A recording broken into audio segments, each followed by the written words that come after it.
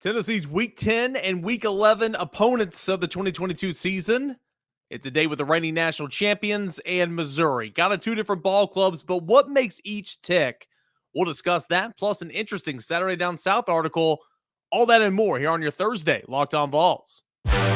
You are Locked On Vols, your daily podcast on the Tennessee Volunteers.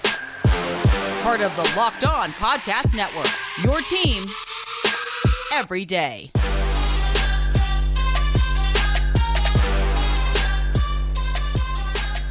What is going on, everybody? Welcome into it. This is Locked On Vols, your Thursday edition, your team every single day. That is Locked On Podcast Network. And, of course, this is your go-to Tennessee Volunteers podcast each and every day, Locked On Vols. Thank you so much for subscribing on YouTube. We are less than 100 away from our goal before kickoff at 3,000. Can't thank you guys enough for what you're doing there. If you haven't already, please subscribe. And, of course, you can make it your first listen wherever you find your podcast.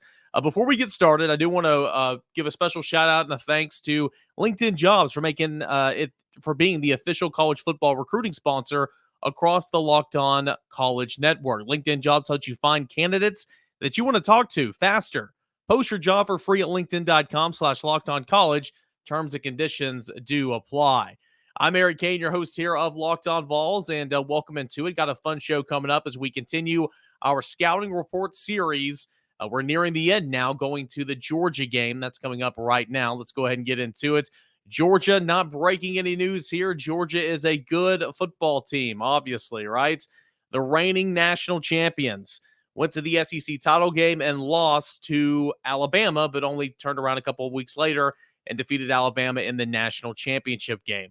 It's the Week 10 opponent for Tennessee, Game 9 opponent. This will take place between the hedges on Saturday, November the 5th. Of course, television times and actual kickoff time is to be determined, and this game will be on the road in Athens, Georgia. I don't have to tell you guys, remind you guys about the unfortunate situations Tennessee has had surrounding the Georgia game here of late. In fact, Tennessee just won twice in the past 12 years against one of the big three, and of course, that being Georgia. Last win, it was a good one, though, right? Juwan Jennings' Hail Mary catch in Georgia. That was back in 2016, so that was a whole lot of fun. And obviously, this offense is capable of outscoring anybody, and this offense is capable of making big-time plays like that. But we'll have to see if it comes down to a star-studded finish like that one. But that was the last win in this series for the University of Tennessee. The record for Georgia in 2021 was 14-1. Of course, they won the national championship. Head coach Kirby Smart entering his 7th season. He is 66-15 overall throughout his career at Georgia. You know, the thing about Georgia is I call them the 85 Bears from last year because that defense was just marvelous. And it was fantastic. And we'll talk about that defense and what they have coming back and the challenges it'll present for Tennessee's offense here later on in the show. But it kind of overshadowed a low-key, pretty solid offensive unit. We'll get to Stetson Bennett here in a minute. I understand that. But when you win the line of scrimmage, when you recruit well on the offensive line and defensive line, you're going to win a whole lot of football games. And Georgia, though it didn't have a whole lot of playmakers per se, had a good offensive line, had good running backs, and had a quarterback that, for the most part, didn't make mistakes. And Georgia's offense was pretty solid when you look at it stat-wise back in 2021. 38.4 points per game. And in fact, that was third in the SEC, only behind Alabama and Tennessee. So that might kind of shock some people to think that it was nothing but defense. But obviously defense won them football games a season ago, but their offense scored 38.4 points per game on average. Stetson Bennett, 2,862 yards passing, 29 touchdowns, only 7 interceptions, a 64.5 completion percentage. The former walk-on, myself included, I doubt him. He's got to be the most underrated player in the SEC, right? He's got to. And I understand you've got the toys to play with. I get it. But dude won him a national championship last year. Lost him an SEC championship, but won him a national championship. He deserves to get some praise here. The backups are two highly rated quarterbacks that everybody's just saying, when are they going to play? Kind of like JT Daniels the last couple of years. When's he going to play? And Stetson Bennett just wouldn't relinquish that job. Brock Vandergriff and Carson Beck will be the two backup quarterbacks for Stetson Bennett. You look at the run game in Georgia. What we know about Georgia, always has a solid running game. each and every year. You got Kenny McIntosh and Kendall Milton, who will split time as the 1A, 1B option for the Bulldogs this year. McIntosh, both these guys got a lot of action as true freshmen a couple years ago, now upperclassmen. McIntosh, 328 yards, over 5 yards per carry, nearly 6 yards per carry. And Milton, 264 yards at 4.7 yards per carry. But they won't have Zamir White. They won't have James Cook. All four of those guys, they were never really healthy at the same time last year for Georgia, but boy, they had four really, really good options during that national championship winning season. Wide receivers, not a whole lot of playmakers. In fact, they didn't really have a whole lot of playmakers last season either. I mean, it was better last season than this season. Obviously, had an NFL draft pick in that group, and also Jermaine Burton, who transferred from Georgia to Alabama, and he's getting a lot of preseason praise. He was solid at Georgia. He was never great, but maybe that was just a product of the system. We'll see what he does at Alabama with Bryce Young throwing in the football and that offensive line and all that, but we'll see. But really the only notable playmaker at wide receiver coming in or coming back this season for Georgia is Ladd McConkey. 31 receptions, 447 yards, and 5 touchdowns in 2021. You do have Adonai Mitchell, 29 receptions, 4 touchdowns as well in 2021. But we all know this. The story of Georgia, at least offensively, is the tight ends. The best players on the field, anytime they step foot on the field, will be the Georgia tight ends. And it's led by a freshman All-American the season ago in Brock Bowers, preseason All-American, the best player on the football field for Georgia. Offensively, could make a run as far as the team. There's some pretty good defenders over there, and there certainly was last year. 56 receptions, 882 yards, and 13 touchdowns for Brock Bowers a season ago. Darnell Washington, big-time Tennessee target back when Jeremy Pruitt was here.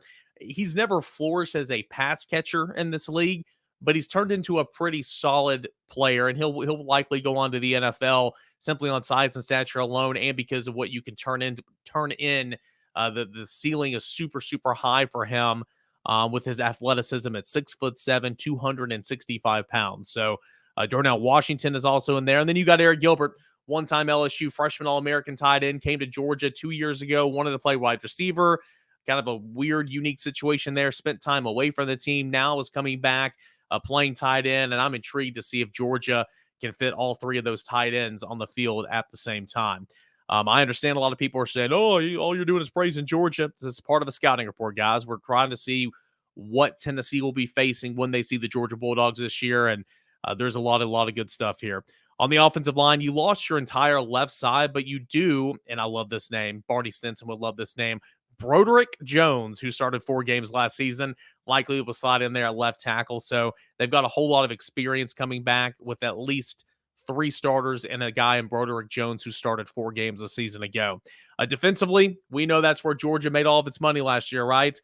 5 first-round picks. 5 first-round picks off that team from 2021. Just pretty incredible when you sit back and think about that, right? They averaged giving up only 10.2 points per game. Just magnificent. 268 yards per game.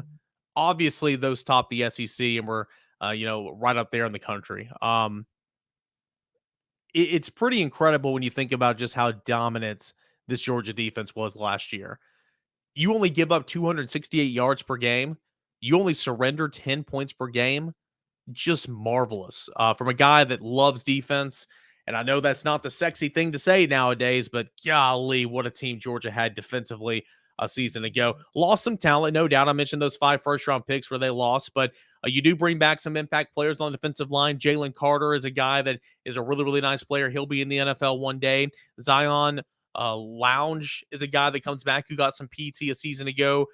Travel Warthrow is another guy that saw some limited snaps a season ago. You bring back those 3 led by, of course, Jalen Carter, and then at linebacker, Nolan Smith, one of the better linebackers in the country. 9 TFLs, 3.5 tackles or 3.5 sacks a season ago. He will lead that linebacker group, can play in the middle, can play on the edge as well. You got Robert Beal, who, get this, only started 2 games last season. He was a part-time rotational player, only started 2 games last season, led Georgia, led that generational defense in sacks as a part-time player last year, only starting 2 games with 6.5 sacks. Trust me, there's plenty of wealth to go around, okay? This isn't like, big-time numbers, but not bad there from Robert Beal, who will be coming off the edge. And then in the secondary for Georgia, The safety, Christopher Smith, is an all-conference player, 35 tackles, 3 interceptions in 2021. And then cornerback, Keely Ringo, who was the hero of the national championship game, is coming back as well. So Georgia lost a lot on defense, but returns. And this is, when we talk about recruiting and the impact and the ability to recruit by not only Kirby Smart, but his staff, it's really just kind of pick up where you left off. Georgia's going to take a step back this year, no doubt about it. They're not going to win 14 games. They were 14-1 a season ago. That's not going to happen again. Will they be in Atlanta challenging for an SEC championship? That's my full intention, most likely. Do they have what it takes to win another natty? Potentially. We'll see how the season goes. But Georgia can only come down after its first national championship in over 40 years back in 1980. So we'll see what Georgia looks like. I think Georgia's going to look really, really good. But what can Tennessee do to challenge the Bulldogs come November the 5th? Tennessee played a great first quarter against Georgia, but they figured it out in the second quarter, and then it was a long day from there. Hendon Hooker did not have his best day against Georgia. Tennessee could not run the football against Georgia and Alabama. Can those things change in 2022? And can Tennessee give a run for its money against Georgia here come in November in between the hedges? We will see. I am, for one, I'm really, really looking forward to that game. No doubt. It's going to be a whole lot of fun. So big-time matchup against one of the big three in Georgia. That is coming up on November the 5th. And we'll get you dialed in with the Missouri scouting reports when we return right here on Locked On Vols. But again, as you gear up for fall, you need the right people on your team to help your small businesses fire on all cylinders. LinkedIn Jobs is here to make things easier. Find the people that you want to talk to faster and for free. You can create a job post in minutes on LinkedIn Jobs to reach your network and beyond to the world's largest professional network of over 810 million people. Then add your job in the purple hashtag hiring frame to your LinkedIn profile to spread the word that you are hiring so the network can help find the right people to hire for you. Simple tools like screening questions make it easy to focus on candidates with just the right skills and experience so you can quickly prioritize who you like to interview and then ultimately hire. It's why small businesses rank LinkedIn Jobs #1 in delivering quality hires versus leading competitors. LinkedIn Jobs helps you find the candidates you want to talk to faster. Did you know every single week, nearly 40 million job seekers visit LinkedIn? Pretty remarkable, huh? Post your job for free at linkedin.com/lockedoncollege. That's linkedin.com/lockedoncollege to post your job for free. Terms and conditions do apply. Welcome back to Locked On Vols, your team every single day, your go-to Tennessee Volunteers podcast every single day, and your first listen wherever you find your podcast, your first watch on YouTube. Please hit that subscribe button. We are so close to 3,000. That is the goal for kickoff. I'm Eric Kane, guys. Failed to mention that I'm Eric Kane, but a lot of you guys are returnees to the podcast, so you know this ugly face and this voice. But I do radio in Knoxville, Tennessee at 99.1 The Sports Animal. I write for the VolQuest. I write for the Tennessee rival site. That is volquest.com. And, of course, I'm your host of Locked On Vols. We took a look at Georgia scouting reports in segment 1. Now let's get the scouts on Missouri here in segment number 2. That's week 11, game number 10 on the schedule for the University of Tennessee. And a game last season where Tennessee had its way and did whatever it wanted to. 62-24 was the final score. The Volunteers have won 3 straight in this series. This will be the final home game of the 2022 regular season for the Volunteers. It'll come on Saturday, November the 12th. Of course, TV and kickoff time, TBD. And as I mentioned, this game will be the final home game for the 2022 season. So, 2021, Missouri was 6-7. Eli Drinkwitz now entering his 3rd season at the helm. 11-12 overall record for Mr. Class Clown. That is Eli Drinkwitz. I honestly think he's a pretty good offensive mind. I do. I think he's a good football coach. I just he gets on my nerves a little bit. But hey, I'm a hater sometimes. It is what it is. A lot of you took exception to my Brian Kelly hate the other day. Eli Drinkwitz is fine. He's just a little annoying to me, trying so hard to stay relevant. But again, when you're Missouri, that's what you got to do, right? So I get it to a certain extent. 2021 offense was not fantastic. 412 yards per game. That was 9th in the SEC. And of course, quarterback Connor Bazelak transferred to Indiana. And myself, I was high on Bazelak. I thought he was a pretty good player. I never thought that he was a stud. I never thought that he was an All-American, but I thought Connor Bazelak was a really good player at Missouri. Played a couple of years. And coming into last year, we were talking about toss-up games, and Missouri was one of those big-time toss-up games. I think I even picked Missouri to finish 3rd in the SEC East a season ago. That's what goes to show you that preseason picks are just that. They're just preseason picks. As I said on the radio Tuesday or Wednesday morning, preseason all-conference is nothing but a watch list. That's what they should call it. But Missouri definitely disappointed in 2021.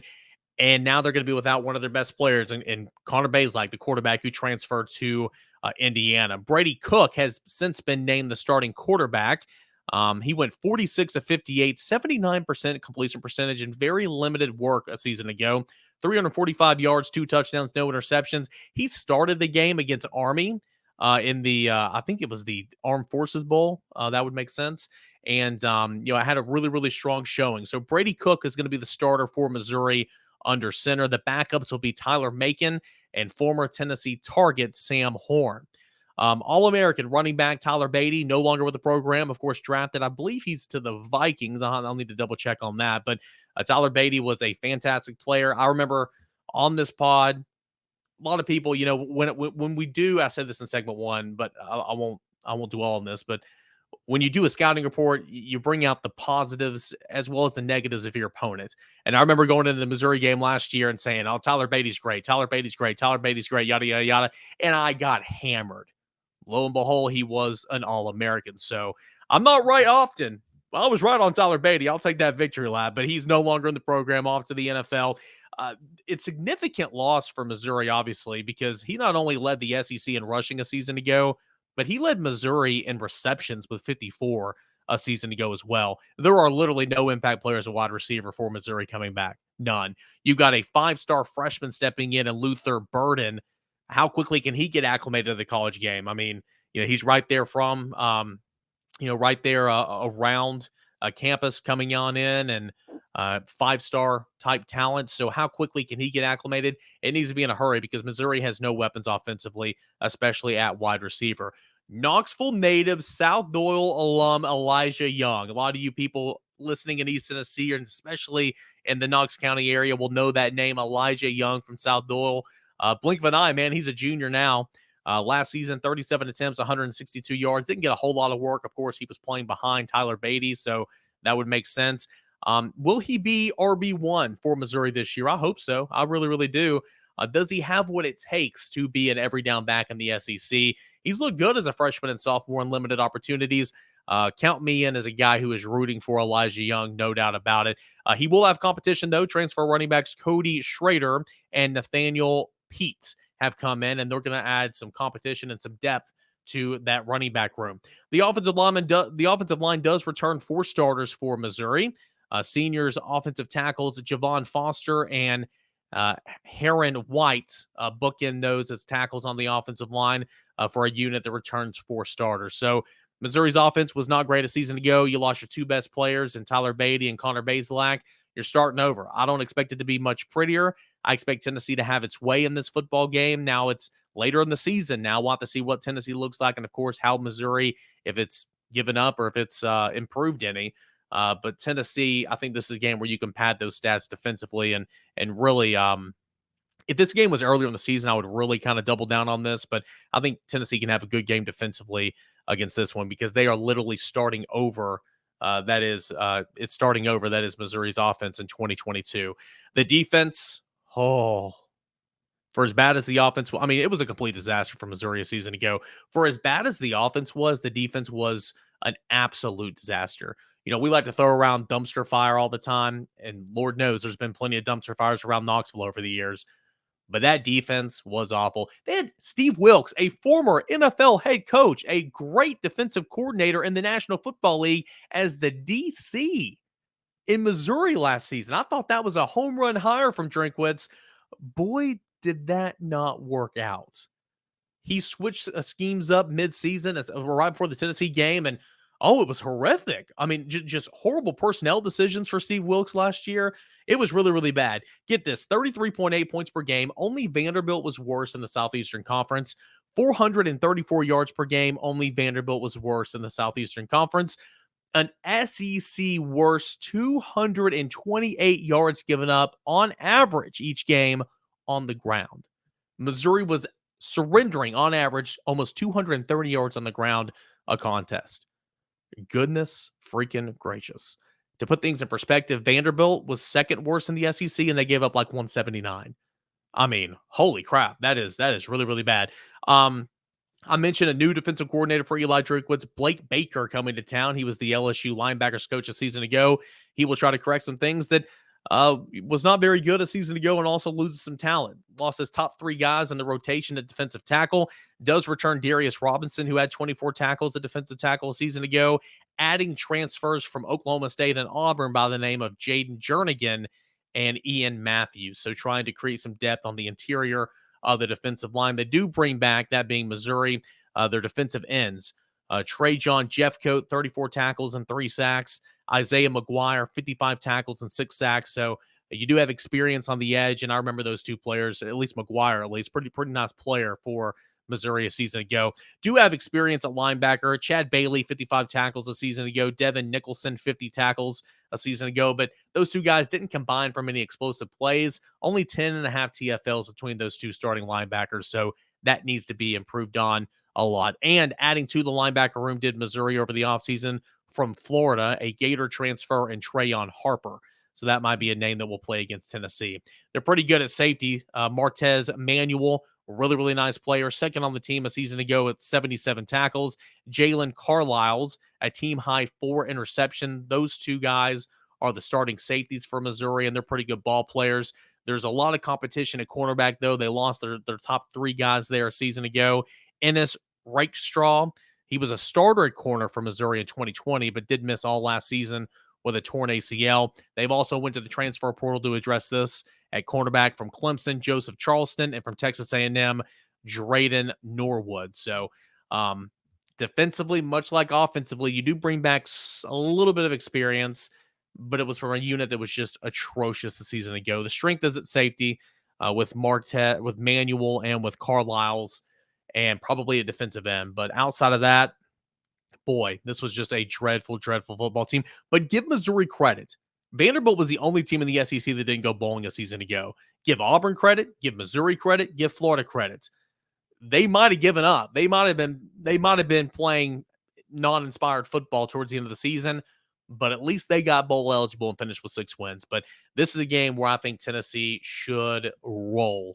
Late in the season, we'll see where each team is, but Tennessee should have no issue with Missouri whatsoever.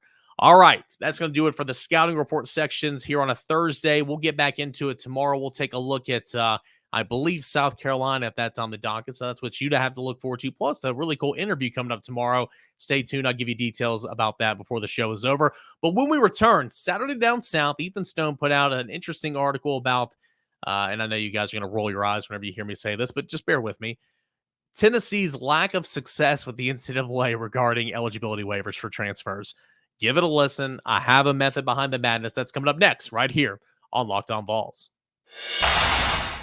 We got a final segment left here on a Thursday. Locked On Vols. Welcome into it. I'm your host, Eric Kane. So glad that you guys elected to spend part of your day with me here on this show. It does not go unnoticed. You could literally be doing anything in the world, yet on your way to work, on your run, in your workout, in your cubicle, whatever the case may be, you're dialed in, listening or watching to the show, and I can't thank you enough for the support there. All right, we're going to conclude this edition of Locked On Vols with an interesting article from Saturday Down South, because Tennessee, of course, is going through yet another situation with the NCAA now. It was Southern Cal, now it's the NCAA, with trying to get Brew McCoy eligible. Brew McCoy, really impactful wide receiver on the outside. No doubt about it, he will be a starter. He is good. This staff really, really likes Brew McCoy. I was speaking with an assistant coach the other day and just blown away with what they thought they were going to get in Brew McCoy compared to what they've seen in camp, and it's been so much more. And so I thought that was a really good note on Brew McCoy as he continues to wait about the eligibility.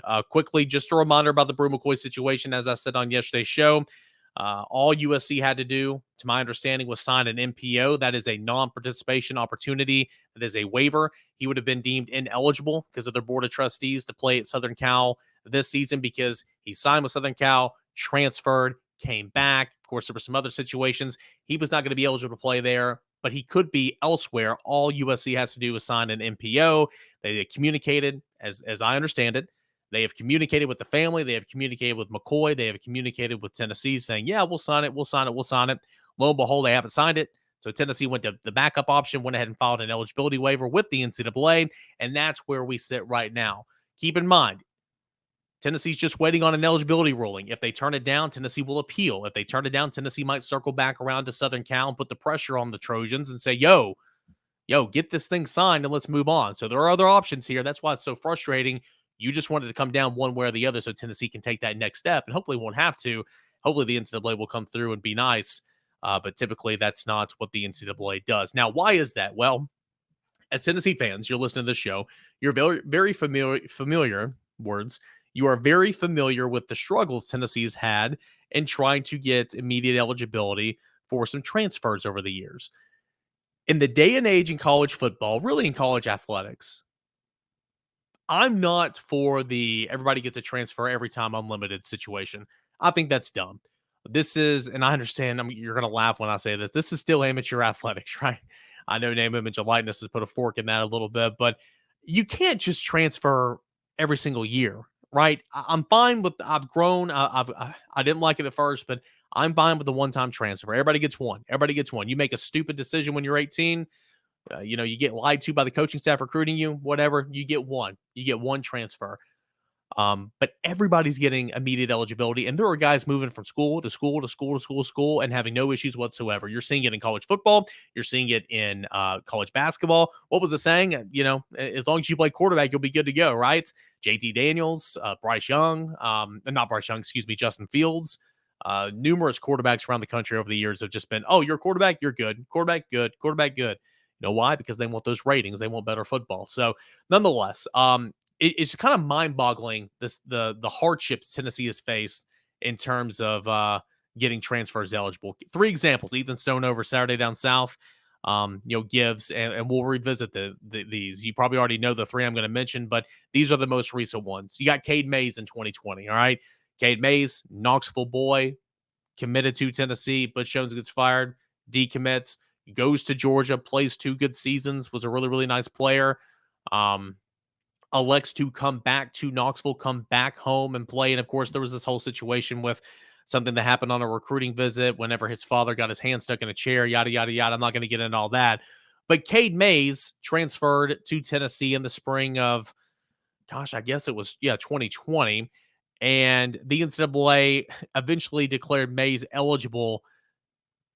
Mays missed the first game of the 2020 season against South Carolina because the SEC did not deem Mays eligible. So a lot of times the NCAA will be like, oh yeah, we'll be hands off. We'll do the right thing, knowing point blank the SEC is going to be like, nah, because that intra-conference transfer waiver. So Mays eventually got cleared by the NCAA, but was not cleared by the SEC. It's like, what's going on? So Cade Mays missed the first game of that 10-game SEC slate in 2020. And that was the South Carolina game, I believe, and that sucks because Tennessee wasn't a very good football team that year, and he missed one of the wins. So Cade Mays in 2020 comes to mind.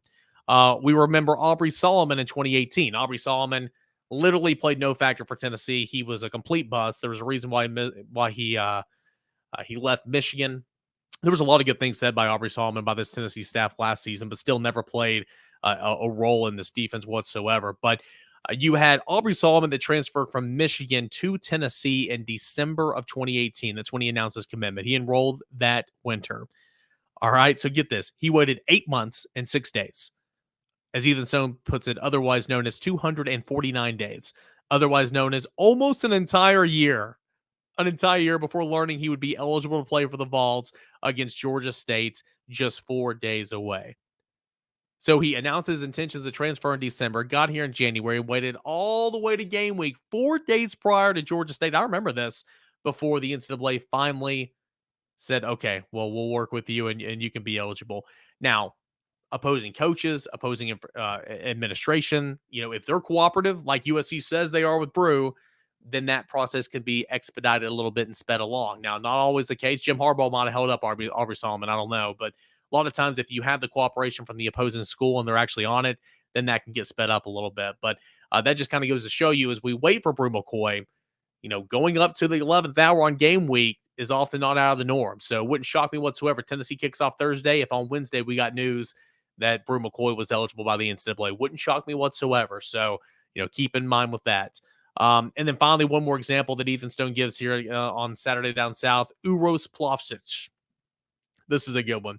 So, of course, Uros transferred a couple of different times. Went to high school in Cleveland, I believe. No, he moved from Serbia to Tennessee, committing to Cleveland State in 2017. He went to Arizona State for his freshman year, and in 2018, after a head coaching change, committed to Tennessee on May 17, 2019. 5 months later, the NCAA denied his request. You guys remember the hashtag Free Uros chant? Well, so they denied his initial request. The Vols appealed that notion, once again was denied. So they got denied twice.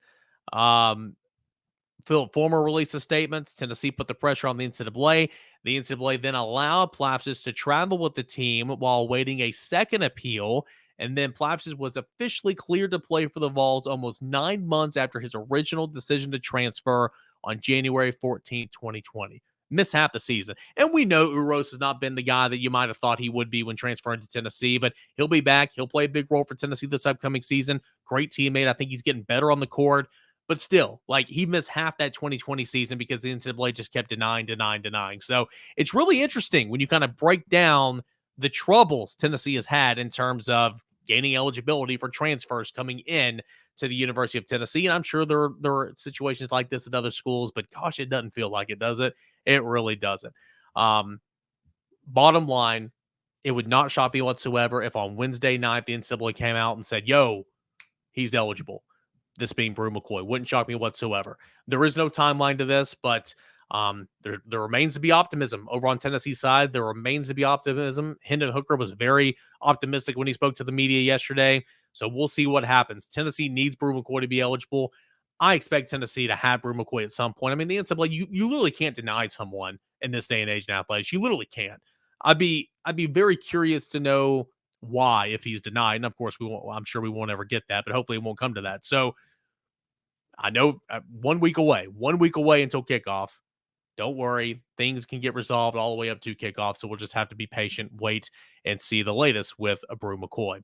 That's going to do it here for this edition of Locked On Vols. Big treat coming up on tomorrow's show. Boogie from Talkin' Vols is going to sit down with me, and we're going to talk a little Tennessee football. That's coming up on tomorrow's show. Plus, we'll take a look at South Carolina, the scouting report for the Gamecocks. That's what you have to look forward to coming up on a Friday, Locked On Vols. Guys, thank you so much, as always, for making this your first listen, wherever you find your podcast, for subscribing and watching on the YouTube page. We are less than 100 away from getting to 3,000 subs on YouTube before kickoff next week. That is the goal. Big thanks to Bookie for that push as well last week on his show. And thank you guys to you for actually doing it. You guys are freaking awesome. Now the Locked On Vols is done here on a Thursday. Check out Locked On SEC with Chris Gord. He does a fantastic job going around the SEC, giving you the biggest highlights and news that you need to know before entering the new season. Locked On SEC. Make that your second listen right behind Locked On Vols, your first listen each and every day. Big show coming up tomorrow. Until then, enjoy the rest of your Thursday, everybody.